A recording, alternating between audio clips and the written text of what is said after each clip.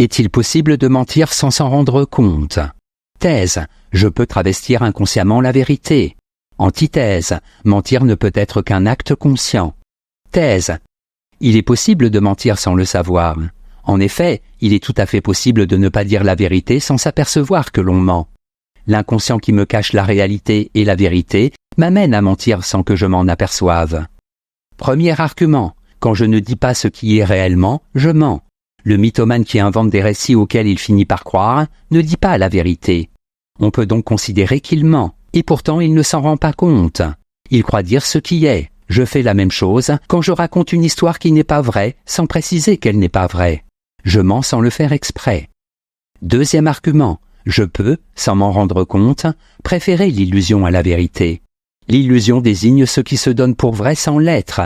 Littéralement, l'illusion se joue de celui qui en est la victime. Elle n'est jamais l'objet d'une adhésion volontaire.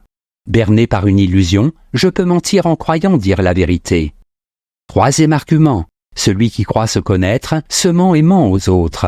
L'idée que je me fais de moi-même, Freud l'appelle mythe personnel. De son côté, Nietzsche dénonce la bienfaisante illusion vitale. L'un comme l'autre nous rappelle que l'on ne se connaît jamais soi-même. Ainsi, lorsque je me raconte, lorsque je me confie, je ne dis pas la vérité. Je me trompe sur moi-même et je mens aux autres sans le savoir, parce que je suis le jouet d'une illusion. En bref, on peut très bien être le jouet d'une illusion qui amène à croire que l'on dit vrai. On peut croire être dans le vrai alors qu'on est dans l'erreur. On peut donc mentir sans s'en rendre compte. Antithèse. Il est impossible de mentir sans le faire exprès. En effet, le mensonge suppose un choix délibéré. Le mensonge, de façon générale, recouvre l'idée d'un acte volontaire destiné à tromper, à masquer la vérité ou à la taire. Le mensonge, de façon générale, recouvre l'idée d'un acte volontaire destiné à tromper, à masquer la vérité ou à la taire.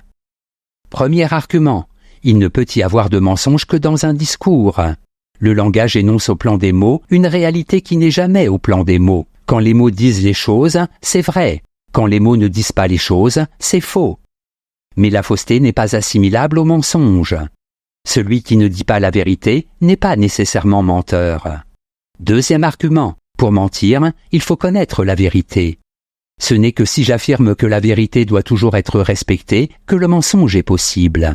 En effet, il n'y a mensonge que si autrui croit que c'est une vérité. Il faut donc qu'il me fasse confiance et que je le trahisse pour qu'il y ait mensonge.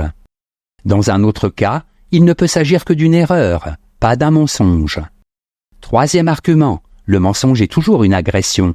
Dans le mensonge, l'homme se révèle comme un être violent et rusé.